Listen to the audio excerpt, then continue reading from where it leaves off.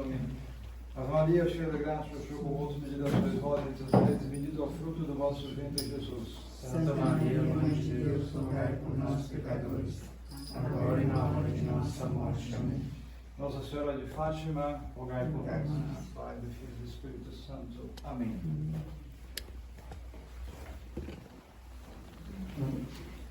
Bom, a gente faz são perguntas que o pessoal fez, né? De modo que talvez algumas respostas não são específicas para determinados assuntos, etc.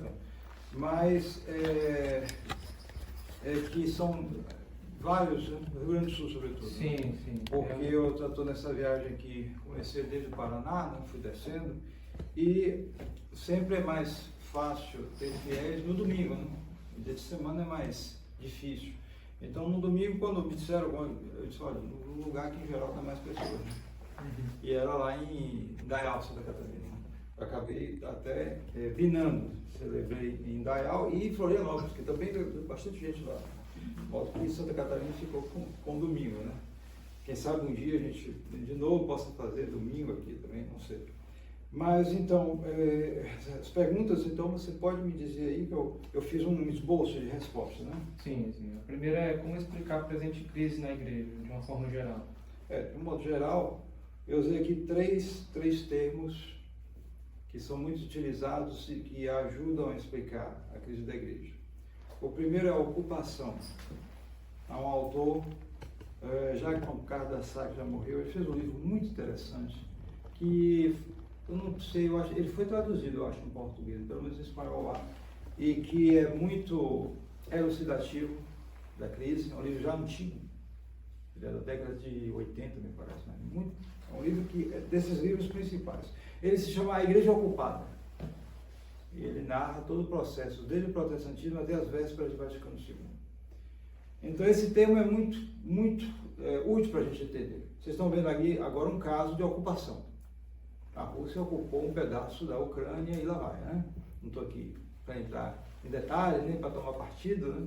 Mas o fato é que quando um país ocupa, ele impõe a lei dele. Bom, assim.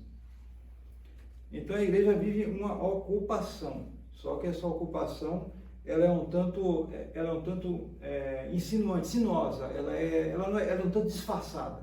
Ela não é uma ocupação militar, que chega um tanque e tal, ocupa, agora é assim, não. Ela veio durante todo um período, né, amadurecendo, né? Já expliquei isso em outras palestras, né? Mas o Estado hoje se encontra, esse, de ocupação. A seita modernista ocupa a Igreja Católica. E muita gente não percebe isso. Não percebe isso. Padres e leigos, que às vezes até nem estão de acordo, se soubessem as coisas, mas eles vão obedecendo, não se deixando levar. Outro termo, esse também é muito célebre, porque faz parte nada mais, nada menos do que o segredo de La Salette, que é o termo eclipse. A igreja será eclipsada. O eclipse, todo mundo sabe o que é, né? Um astro faz sombra, então a luz do sol, da lua, desaparece parcial ou totalmente. Então isso é um termo também que se é utilizado para se explicar a crise na igreja. A igreja está aí. Ela permanecerá até o fim do mundo. Mas sua visibilidade, sua indefectibilidade, sua perenidade pode ser diminuída em determinados períodos, por causa de crises, etc. Então, hoje isso ocorre de uma maneira muito particularmente aguda. Então, esse termo é também muito adequado, né, para explicar a crise pela qual a igreja passa, a crise na Igreja Católica. E depois, a famosa definição de Monsieur Marcel Lefebvre, que foi o homem providencial para os nossos tempos, que definia a crise na Igreja Católica como o golpe de mestre de Satanás. Ninguém quer levar golpe de Satanás, né? Quanto mais golpe de mestre. É um verdadeiro checkmate, se fosse possível dar um checkmate na igreja. Não é possível, mas pode chegar perto. Dá um cheque, mas não dá mate. Então, é um golpe de mestre de Satanás. É uma coisa realmente muito séria. E ele explicava isso. Ele dizia o seguinte: era a entrada dos princípios revolucionários na igreja pelas autoridades da igreja. Notem bem. Parem para refletir um pouco isso, a definição, que ela é muito precisa e dá muito o que pensar. Primeiro, são autoridades. Não deixaram de ser autoridades. É muito fácil de dizer, não são autoridades, pronto, ela não faz o que quer, simples espírito protestante. Não, são autoridades da igreja. Porém, por essas autoridades, estão passando os princípios revolucionários. Os motivos, as causas são muito diversas, a gente não pode julgar. Uns fazem por medo, outros fazem por obediência, outros fazem por ignorância, outros fazem por carreirismo, uma coisa que sempre existiu muito na igreja. Não é? Uma pessoa como eu, para celebrar a missa de sempre, né? Sem compromisso, estou aqui numa casa. Estava em outra casa lá em Santa Catarina. Estava numa garagem em Dayal. Há meses atrás estava no Piauí, no fundo de quintal. Porque não tem lugar se eu for celebrar assim. Como eu celebro? Dificilmente. Não quero. Mas ainda agora, com esse último moto próprio do Papa Francisco, que tirou certas facilidades que Bento XVI tinha dado, ele tirou. Então, por essas autoridades, os princípios da revolução estão entrando. São autoridades, mas estão transmitindo isso. Então, um padre, muitas vezes, ele até quer celebrar o rito correto, mas ele tem medo e também, se ele fizer isso, acabou a carreira dele, não vai para lugar nenhum. Isso vale para vários aí. Esse caso de bispo que deixa coisas ruins acontecerem entre o clero, porque se ele denunciar, ele não sobe. Ele está na diocese do interior, né? E aí ele não vai para... Isso sempre existiu na igreja, mas isso também é um dos motivos que explicam, né? Ou, enfim, malícia, duplicidade. A gente sabe que durante a Revolução Francesa, ela foi preparada por uma infiltração maçônica no clero. E havia padres e bispos maçons, que tinham identidade dupla. Então isso também não pode ser descartado. Só que, como é que a gente vai saber? Vamos saber julgando, vai sair por aí julgando? É difícil, né? Então, eu estou dizendo os motivos possíveis disso aí. Só Deus pode saber e julgar. Mas o fato é que esses processos revolucionários passam por aí. Então, primeira pergunta, muito simplesmente respondida, passamos para a segunda, questão 13. Além da conversão da nossa alma, também é necessário ter conversão no contexto de converter-se à tradição católica, né? Então, um dos passos mais essenciais é entender a questão da missa nova e a necessidade de romper com ela. Então, qual seria o melhor conselho para alguém que está se convertendo, mas que ainda frequenta a missa nova? Bom, porque sempre que a pessoa vem e assiste a missa tradicional, a primeira sensação é a diferença. Você percebe imediatamente, impossível, né? Se ele não perceber. É diferente. Acostumado a toda a variedade que tem aí, porque não há um rito fixo aí. Como eu disse, cada um inventa a sua. Havia uma propaganda da Neston, não sei se ainda existe, dizia o seguinte: invente a sua com o Neston, faça a sua invenção. Então, a missa nova é isso aí, invente a sua. Cada um inventa a sua. Então você vê todo tipo de abuso, porque não há regras fixas para isso. Então, quando a pessoa vem e assiste o rito milenar da igreja, a primeira sensação é essa, é diferente, né? Aí tem várias reações. É muito calado, muito parado. Tá bom. Às vezes a pessoa não gosta porque ela não entende. Porque não resta na língua portuguesa para entender. Não entendi nada. Veja bem, se fosse um comício, tudo bem, mas não é um comício. É um sacrifício. É um rito sacro. E convém uma língua sagrada para um rito sacro. Certo? Alguém fala, o latim é uma língua morta. Mas isso é bom, porque sendo uma língua morta, ou seja, uma língua que existe, todo mundo sabe, mas não é falada por nenhum povo. Então ela não muda o significado. É até bom para manter o dogma.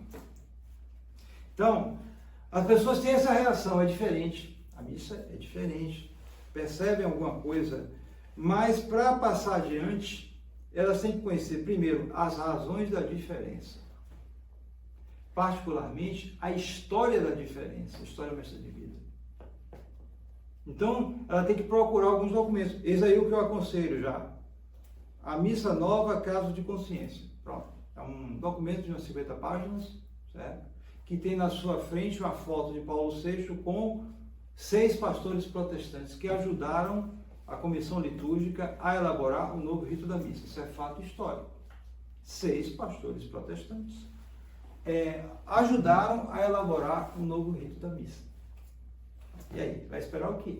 Vai esperar uma missa católica? Difícil. Missa nova. Depois eu passo a lista, tudo. Missa nova, caso de consciência. Um opúsculo em português. Então, isso já é um documento importante, interessante, para começar a compreender isso, as razões disso. Porque senão você vai ficar só na diferença. Então, você tem que compreender por que nós chegamos a esse ponto. Por causa disso, daquilo outro, Concílio Vaticano II, reforma litúrgica, etc, etc. Então, compreender as razões e uma obra aconselhável é essa. Passemos à terceira. Quanto a quem fez amigos dentro da nova igreja, o que deve fazer? Deve continuar com a amizade ou não deve? E como se deve ser o procedimento? Ele não deve ser causa de divisão, certo? Mas também ele não deve trocar a verdade pela amizade. É isso, meu caro. Ele deve ter uma atitude pacífica, ele não vai procurar, porque tem uns que, descobre, se acham maior e começa a brigar com todo mundo, principalmente na rede social, Mas ele não deve fazer isso. Mas também é um fato que quando a pessoa descobre a verdade católica, ela passa a ser um tanto isolada. Isso também é verdade. Paciência, é o que eu disse. Ela não deve trocar a verdade pela amizade. Quais são as doenças espirituais e tentações que um católico que deseja viver a fé hoje em dia pode enfrentar, E como enfrentá-las? São muitas. Você vê que cada pergunta dessa daria uma palestra, estou resumindo, São muitas, mas, por exemplo, uma das principais é o subjetivismo. O subjetivismo tem como religião a religião do homem. Ele se põe no centro. Ele enxerga tudo pela cabeça dele. Ele acha que é assim. Ele mede a realidade pela cabeça dele, quando na verdade a verdade é uma conformação à realidade. Se você tiver aqui um peão, uma araucária, e aí chega um baiano como eu, não, isso aí é o pé de dendê. Aí começa o gaúcho a brigar com o baiano, discutir. É uma araucária ou um dendê? A minha cabeça de baiano interpreta como um dendê. E a cabeça de gaúcho interpreta como uma araucária. Tá certo isso? Isso é loucura, isso é subjetivismo. Evidentemente, o gaúcho está com razão e o baiano não tem razão. É uma araucária. Mas por quê? Porque o gaúcho é mais inteligente do que o baiano? Não. O baiano burro já nasce morto.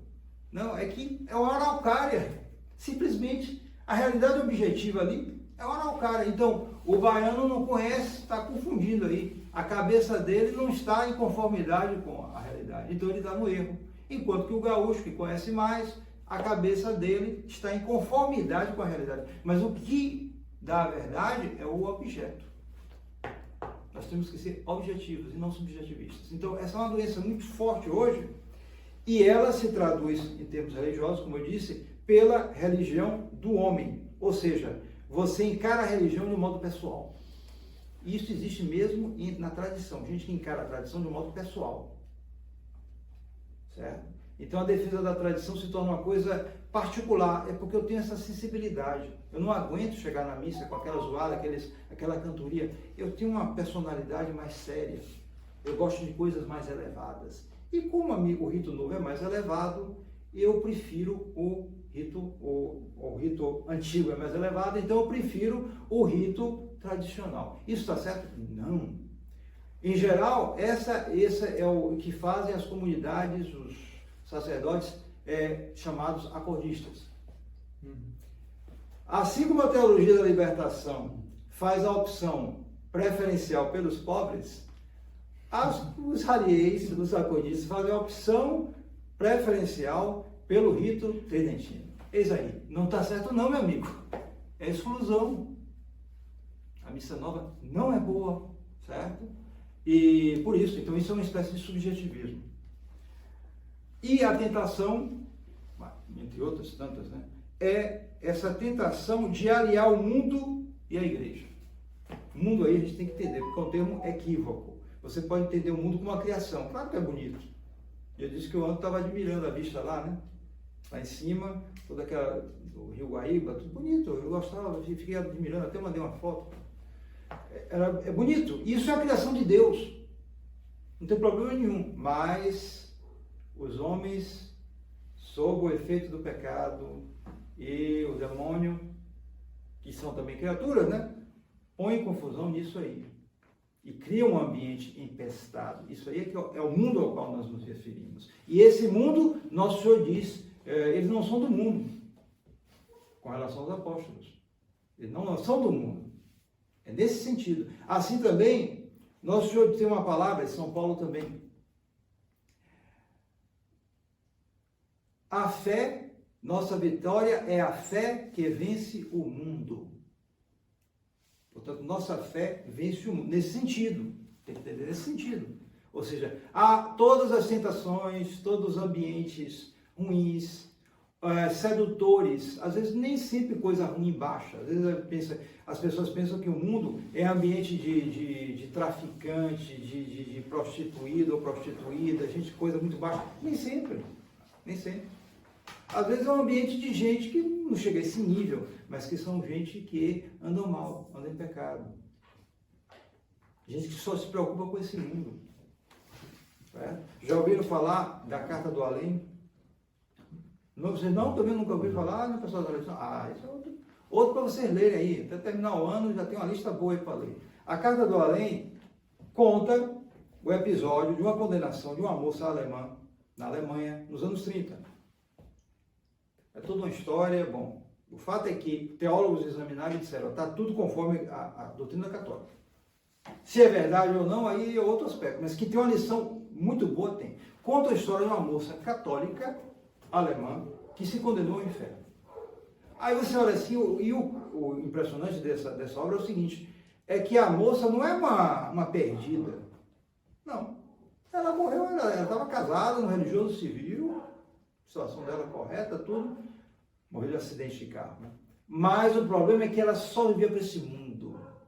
Ela não queria saber de religião. Ela era uma pessoa muito mundana. Embora dentro de uma certa correção. Não era uma pessoa perdida, todo mundo percebia que não prestava. Não, ela tinha princípios corretos. Mas ela só queria saber desse mundo. E foi para o inferno por causa disso. Então, essa tentação de aliar a igreja com o mundo é típica daqueles que querem fazer as coisas na medida da sua cabeça, subjetivismo. Porque, querendo fazer as coisas na medida da sua cabeça, eles vão querer a sua satisfação, né? Claro, vão se pôr no centro. E aí eles não querem perder as coisas do mundo. Eles vão querer fazer uma média, mas essa mediocridade nunca foi bom negócio e hoje é um péssimo negócio. E como não cair em um desânimo completo, né? Vendo a situação da igreja e do mundo hoje? Bem, conhecer a doutrina. Eu insisto nisso. Conhecer a doutrina. Particularmente as promessas de Nosso Senhor a São Pedro. Porta inferi non prevalerunt. As portas do inferno não prevalecerão. Também conhecer um pouco da história. Porque é verdade, essa crise pela qual a igreja passa é a pior da história, estou de acordo. Mas houve já prefigurações na história de crises terríveis na igreja. No século IV, e se expandiu essa crise, mas a fase mais aguda foi no século IV, houve a chamada crise ariana. Ou seja, uma heresia que negava a divindade de Jesus Cristo. E cujo autor era Ario, né? Por isso daí o nome arianismo. Então, essa heresia se transmutou num semi-arianismo, ou seja, não tão radical assim, porém ainda herético. E há quem diga, historiadores que estudaram, né, que essa heresia chegou a atingir até 98% do episcopado. 98% do episcopado foi infectado por essa heresia. Alguns heróis, como Santo Atanásio, Santo Hilário de Poitiers e outros, resistiram a isso, certo? A maioria das igrejas ficaram na mão dos hereges e os católicos fiéis, porque pelo menos os leigos reagiram mais do que os bispos. Os bispos, sim, ficaram com medo. Mas os leigos reagiram mais. Então, havia grupos de católicos que estavam contra o arianismo, ou semi-arianismo, e que tinham que ir rezar na roça, no campo, se esconder, Mesmo porque, em certas épocas, os arianismos tinham apoio do braço secular. Imperador, tudo. Então, eles tinham que ir para o campo celebrar. E eram chamados cristãos da roça, como desprezo pelos arianos. Qualquer semelhança com a nossa situação atual não é mera coincidência. Nosso Senhor permitiu essas crises para que a gente preparasse. No entanto, quem é que fala de arianismo hoje? Ó, sumiu. Fez muita confusão. Inclusive porque contaminou alguns germânicos, né? As tribos germânicas acabaram sendo convertidas pela metade por esse arianismo. Foi uma confusão. Ainda durou alguns séculos, certo? Mas, enfim, acabou. E Santo Atanásio hoje está nos altares. Certo? Eu confio que um dia também Monsenhor Lefebvre estará nos altares, porque resistiu a toda essa onda. Então é isso, essas duas coisas. As portas do inferno não prevalecerão e conhecer um pouco a história e saber que essas coisas de vez em quando ocorrem para nos provar. Feliz daquele que perseverar na fé. Pode passar. Tá. Então a próxima é como estabelecer uma vida de oração. Bom, esse é um princípio um princípio muito bom para vocês. Rezar o Santo Rosário a todo custo. Santo Rosário, os 3 textos, não aquela invenção de 4 ali, não, tá certo não. Rezar o Santo Rosário a todo custo. Se vocês fizerem isso, mesmo que precisem dividir um terço, outro, mas rezar o Rosário a todo custo, vocês já estão no bom caminho. Por quê? Porque o Santo Rosário vai acompanhar vocês durante todo o dia. Rezar um terço de manhã, outro meio-dia, por exemplo, outro de noite. Vocês já estão no bom caminho, porque vocês estão rezando a oração, que é como se fosse o bote salva-vida para nossos tempos. A missa faltando, ou sendo rara, uma boa missa, mas vocês têm o Santo Rosário, vocês têm um bote salva-vida, que vai ajudar vocês. Por isso que o nosso Senhor pôs tantas graças no Santo Rosário. Já prevendo a situação. Você vê, onde há mais insistência na oração do Santo Rosário, nas aparições de Nossa Senhora de Fátima em Portugal. E foi justamente nessas aparições onde se previu todos esses problemas, né, que a igreja passaria. Então, é como se fosse um remédio aqui, o Santo Rosário. Então, isso já é um começo. Agora, para quem vai mais além, se alguém disser, não, padre, mas eu já rezo o Rosário todos os dias. Ah, tá bom, então se você quer mais, então nós temos que aprofundar mais com o diretor espiritual. Tudo bem. Como lutar contra as distrações na oração? Onde começa o pecado?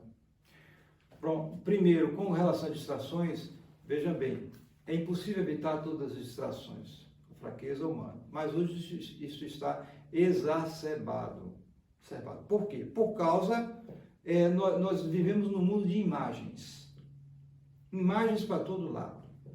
E a gente tem que saber que o nosso intelecto, ele capta tudo, recebe tudo, mesmo que a gente não se dê conta direito. Vai lá para o subconsciente e fica agindo ali. E essas imagens vão depois servir como uma espécie de combustível para a imaginação. E a nossa imaginação, como dizem os franceses, é a louca da casa. Se você pensar, eu não quero pensar numa coisa ruim, aparece uma coisa ruim na cabeça, é assim. Bom, não é pecado, se você não quer saber daquilo, mas, em suma, você não tem esse controle. É onde mais aparece aquela frase de um filósofo pagão, Aristóteles, que dizia que nós temos um controle político sobre nossas potências inferiores, não um controle tirânico. Seria bom se tivesse um controle tirânico, como antes do pecado de Adão. Se aparecesse algum pensamento ruim, alguma coisa ruim, não quero, sumia. Mas não é assim. Todo mundo sabe que não é assim. Aquilo fica insistindo. Ou imaginação visual, ou imaginação auditiva, né? Aquela coisa, fazendo umas músicas horríveis por aí, fica aquilo na cabeça, tal, chateando, tal.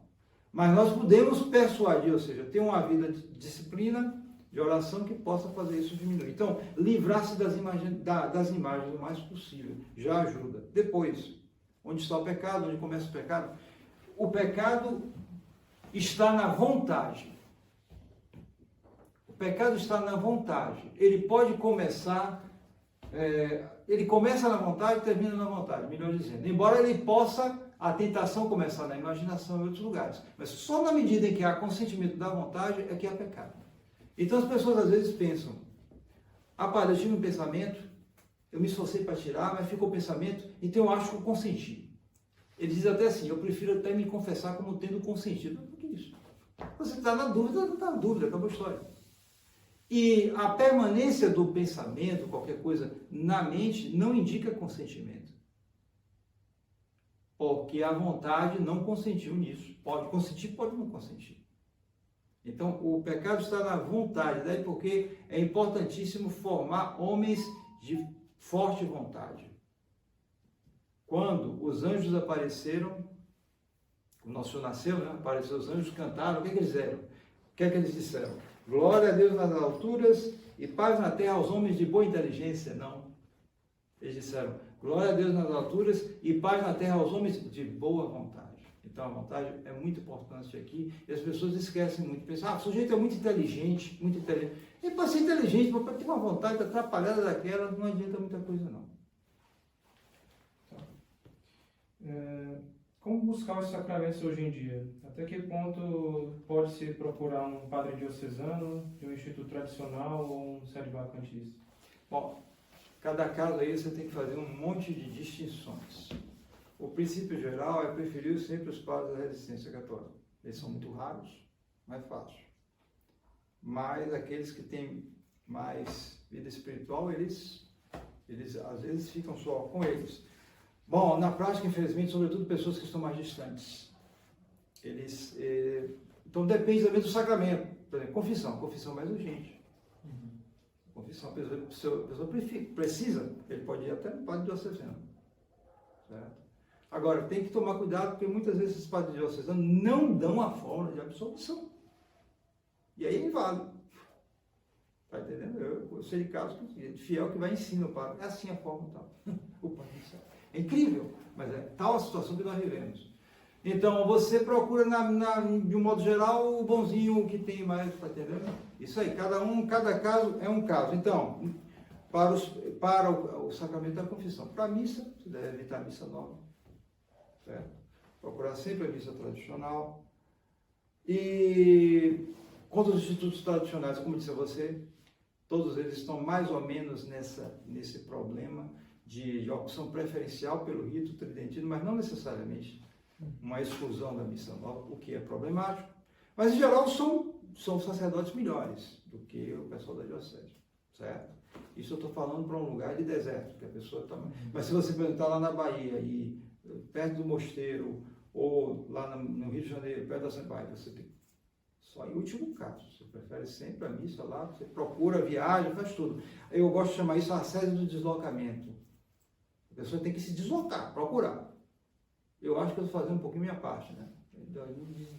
Dá desde a Bahia até aqui o Rio Grande do Sul, né? Então, o pessoal também deve fazer alguma coisa também, entendeu? Se deslocar, isso, aquilo, faz parte do problema que nós vivemos. Com relação aos institutos tradicionais. Bom, com relação ao sedevacantismo é muito mais complicado. Bom, a bem da verdade, nós também devemos distinguir, porque existe aquele que está um tanto em crise e fica achando que não há papo, isso, aquilo, mas ele fica numa espécie de dúvida. A prova é que ele vai em missas de vários, ele vai em missa de instituto tradicional, ele vai em missa de resistência, fraternidade e tal. Então ele não tem certeza, porque nessas missas todas se nomeia o nome do Papa, como eu nomeio. Certo? Então não é propriamente falando sedevacantista. Mas aquele sedevacantista clássico, digamos assim, que nega definitivamente que não há nenhum Papa desde Pio XII até hoje. Não há nenhum Papa na cabeça de você, 60 anos sem Papa. Bom, aí surge um problema sério. Por quê? Porque tem que ver o seguinte, o problema da jurisdição de suplência. Todos os padres da tradição, eles fazem apelo à jurisdição de suplência. Ou seja, a jurisdição em caso de necessidade. Nós estamos numa necessidade. A salvação das almas é a lei suprema da igreja. E o sacramento é para os fiéis. Então, se é um impedimento sério, ou seja, você tem impedimentos sérios por causa da crise da igreja, então você tem que observar as leis mais fundamentais, mesmo tendo que não observar as leis menos fundamentais. É o chamado estado de necessidade. Se faz a comparação numa guerra, em um tanque entra em contramão, né? É uma regra, né? Mas não é importante. Na hora de uma guerra, você tem que fazer isso. Então, a guerra espiritual, você aplica esse princípio. Então, todos os padres da tradição fazem apelo a isso. Só que é preciso entender o seguinte, a jurisdição ordinária, ela não acabou. O Papa tem jurisdição ordinária. E a jurisdição ordinária que vai aos bispos passa pelo Papa. Pio XII diz isso na Missis Corporis Christi, encíclica de 1943. Está ali. Logo, a jurisdição de suplência, ela substitui a ordinária, que vem pelo Papa. Mas se não há mais jurisdição ordinária, onde é que vai ter jurisdição de suplência? Entende o que eu quero dizer? Sim, sim. Porque se não há Papa, como dizem os clássicos, desde João, desde 1958, nós já temos 64 anos sem sumo pontífice, imagina. Então, você não tem mais jurisdição que vem pelo Papa, porque não tem mais Papa. E você não tem jurisdição episcopal, porque não tem mais bispo com jurisdição ordinária. Onde estão os bispos de Pio XII? Sumiu todo mundo, todo mundo morreu. Não tem mais também cardeal, Não tem mais cardeal, não tem mais nada. Entende? É o deserto completo que eles inventam na cabeça dele e depois sei lá como é que faz. Então, nesse caso aí, que jurisdição para confessar ou para fazer casamento vai ter um padre desse sedevacantista? E veja bem, eu falo aqui da validade, não é só da liceidade. Porque nesses casos aí, desse sacramento, é necessário para a validade. Não sei. Então, é um negócio muito duvidoso. Sem falar na linhagem episcopal, todo aquele problema que é mais complicado. Enfim, eu não aconselho de jeito nenhum que vocês procurem essas correntes tão desviadas. A internet também é um ambiente que facilmente promove discussões muito acaloradas, né, com relação a esse tema. Se eu não tenho muita instrução, como devo me portar? Se eu reparar em uma necessidade de discutir, como devo agir e quando devo parar de discutir? Bom, primeiro, evite essas discussões que facilmente abalam o equilíbrio das pessoas, certo? É muito fácil a pessoa dar de valente do outro lado da linha, né? Muito fácil. Então, mas se você tem necessidade, que eu compreendo, às vezes bota uma minhoca na cabeça, fica na dúvida isso aqui. Procure estudar seriamente em livros de papel. Porque agora eu tenho que dizer sempre, livros, viu? Não é PDF não, livros. Então, livros de papel. Você pode até conseguir pela internet, facilita muito. Né? Mas você tem que imprimir alguns livros, e depois você tem que fazer um estudo desses livros. Estudo aí não é pegar e rapidamente engolir o livro. Você vê jovens aí que você fala um livro, eu já li, puxa, mas vai ver se assimilou. Então você tem que pegar alguns livros e estudar, com lápis na mão, vai fazer isso, aquilo outro, procurar aqui, eu tenho dúvida. Reler os livros. Quem é que relê livro? Pouca gente, né? Ele já engoliu, ele já sabe. Puxa, é mesmo? Então, ele tem que fazer um estudo de base pedindo orientação, né? Porque a orientação para coisa, a pessoa sempre passa, sempre assim. Né? Se é uma universidade, você estuda todos os livros? É claro que não, que a gente não sabe isso. São alguns poucos livros que vão ser passados pelo professor. Então, também, se você quer conhecer a tradição católica, você tem que procurar alguns livros que vão ser aconselhados por um sacerdote. Então, estudar esses livros seriamente e não se preocupar tanto com a atualidade, a última atualidade. Você vê que os livros que eu estou aconselhando aqui, às vezes são livros que têm 30, 40 anos, mas são úteis, verdadeiramente úteis. Quando eu aconselho, por exemplo, a Carta Aberta aos Católicos Perplexos, de Monsenhor Marcel Lefebvre, o livro tem 40 anos para fazer. Aí muita gente começa a ler e diz, esse livro parece que foi escrito para hoje. Não perde o valor, é um clássico. Então, enquanto que ficar na última discussão que saiu com isso, com aquilo, se o fulano pegou, reportou uma citação daqui, vai lá e você não dispersa mais do que enriquece uma pessoa. Bem, como eu posso saber, foi a pergunta de mais algum aqui, como eu posso saber se tenho alguma vocação? Bom, no sentido amplo da palavra, vocação, todos são chamados por Deus. A vocação, a santidade, ela é geral. Mas existe a vocação propriamente dita, que as pessoas consideram como a vocação religiosa, né? E a vocação para a sacerdotal, né? Então, a primeira coisa a saber é: o chamado é de Deus, não seja subjetivista. Eu estou sentindo algo em mim que me diz que eu sou chamado para o sacerdócio. Bom, existem essas coisas, mas isso não é o mais importante. Você tem que ter um espírito sobrenatural. O chamado é de Deus. Conheço gente que desde menininho parecia que já tinha nascido padre. E que hoje é do PT. E conheço outros que nunca não apareciam com um padre, nada, não tinham, e que são padres. Então, a primeira coisa é: o chamado é de Deus, né?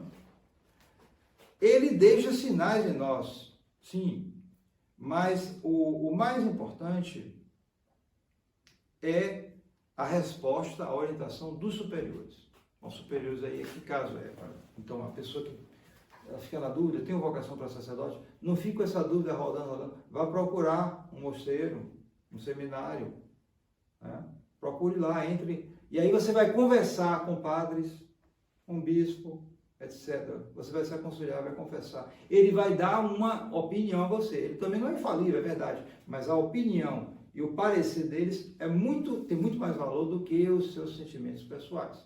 Então, aí você vai coligir tudo isso e depois você vai ter a decisão. Porque a decisão é sua. Não são eles que decidem. Eles podem até dar uma opinião e você vai tomar sua decisão. Aí você vai ver se eles vão admitir você ou não. Também tem isso. Às vezes a pessoa tem uma decisão, mas bom, às vezes o superior não admite ali. Aí você pode ir para outro, tentar ver em cima. Mas é muito importante essa decisão dos superiores. Ela é fundamental. E outro ponto muito importante nessa questão da vocação é você compreender a hierarquia dos estados de vida. Porque nós todos estamos acostumados à democracia. A democracia é o dogma, não é nem um dogma, é o dogma. Mas a igreja não é democrática, a igreja é hierárquica. E, no entanto, depois de Vaticano II, se quer implantar uma espécie de democracia liberal na igreja. Então, isso se exprime até no Código de Direito Canônico. O Código de Direito Canônico novo não é mais hierárquico, ele é democrático. Ele fala primeiro do povo de Deus e depois vai falando de outros, como se fosse uma delegação do povo de Deus. Isso é a ideia protestante, não é a ideia católica. Certo? Então, há uma hierarquia e é preciso entender que a hierarquia é a seguinte: mais alto é o estado sacerdotal, depois o estado religioso, depois o estado lei. Assim. Veja bem que isso aí não é para ninguém se gabar. Ah, eu sou superior aqui. Não, não é isso. Toda essa hierarquia implica em responsabilidade. Quem é, por exemplo, dono de uma empresa sabe a responsabilidade que é. Às vezes ele sofre mais do que o outro que é empregado. Certo? Responsabilidade, tudo isso é responsabilidade. Não é para se meter a besta. É responsabilidade. E implica, no caso da hierarquia da igreja, maior santidade. E, portanto, aquele que está mais alto, mais elevado, esse tem que se preocupar mais em ter uma vida mais perfeita. Mas existe isso, o estado de vida religioso. Se você está sendo chamado para o estado religioso ou para o estado sacerdotal, você está sendo chamado para um estado mais elevado. Por quê? Porque é uma tendência hoje e de achar que vocação é para quem não deu certo na vida. Se ele não deu certo na vida, ele encalhou nisso, ele perdeu o vestibular, não sei o quê, então eu vou ser padre. Que isso? Sacerdócio é fundo de garagem? Não. É algo que tem muitíssimas exigências, e não é só exigência de estudo, não. Além dos estudos serem mais elevados, pelo menos na tradição, porque hoje aí, né? Além dos estudos serem mais elevados, mais complexos, há também toda uma formação de vida para um que vai preparar para um estado de vida em que a pessoa tem que, em que as exigências são muito maiores. Então, esse valorizar é importante. Porque então, se você tiver a orientação e tiver a vocação, você não vai trocar por qualquer coisa. Porque você sabe que aquilo é mais elevado e você será cobrado mais por aquilo.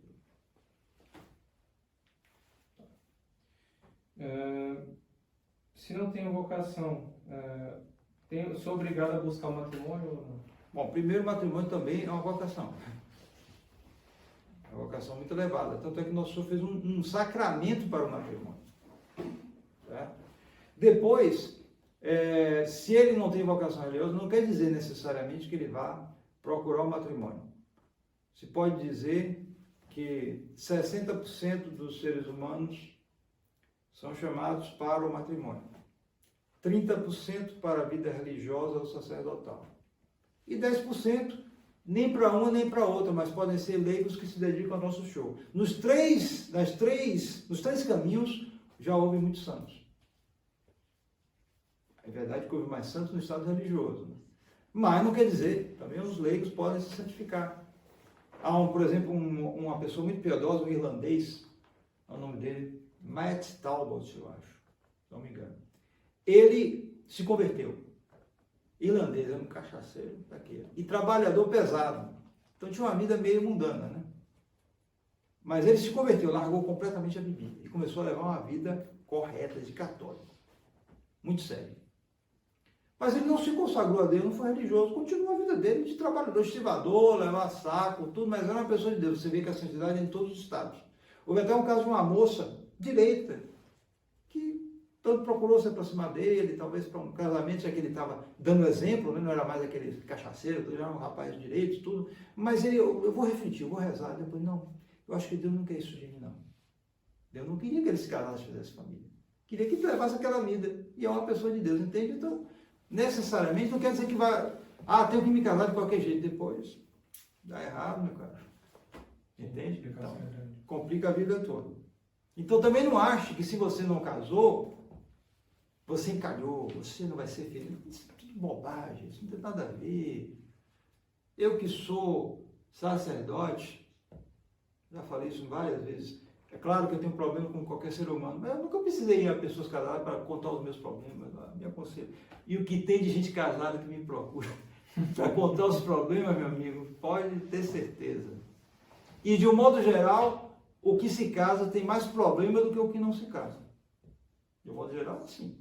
Mas é isso, é a vocação que o nosso Senhor deu para você, em frente com dignidade sua carga. Mas pode ser que seja não se casar. Como é possível viver o matrimônio hoje em dia, quando os pais devem cuidar da educação dos filhos, mas pouquíssimas escolas oferecem um ambiente saudável? É isso, né? É pergunta difícil. É uma das dificuldades do matrimônio, criar filho hoje, meu cara. Meu Deus do céu. Enfim. Então, distingamos. Quando a pessoa entra no matrimônio, ele um pouco mergulha na matéria. Uma das coisas que ele vai ter que fazer é ganhar dinheiro. É isso, é o mundo. Não adianta ele entrar, vou me casar em espírito de pobreza, não vou querer ganhar dinheiro. Não. Ele vai ter que, por meios honestos, né? Com trabalho e economia, mas ele vai ter que ganhar porque os filhos dele, meu amigo, criança tem fome, né? Fome, quer comer, e quer isso, quer aquilo, e então ele vai ter que se dedicar. Ele vai ter que... Então, se ele tem dinheiro, tem uma situação fácil, com mais facilidades, ele pode, por exemplo, transferir-se lá para a Santa Cruz, onde há um colégio católico. É o mais fácil, se ele tiver dinheiro, né? Tem gente que tem, foi esse caso. Chega lá com sua casa, tal, se tem recurso, tudo bem. É o melhor para criança, para boas crianças. E até pessoas que têm menos recursos, mas têm mais vontade também. E se transferem para lá. De modo que lá em torno do Mosteiro da Santa Cruz está se formando uma verdadeira vila católica, por causa, sobretudo, do colégio. Porque é uma realidade. Você botar uma criança hoje no colégio, meu Deus do céu, vai para se perder. Eu não vejo como. Não vejo. Para começar, basta todos terem celular. Vão ver o que no celular, meu caro? Vão ver o que? Todo mundo sabe como é essa molecada, né? E aí ele vai se acostumar, ou ela, já com coisa ruim desde cedo.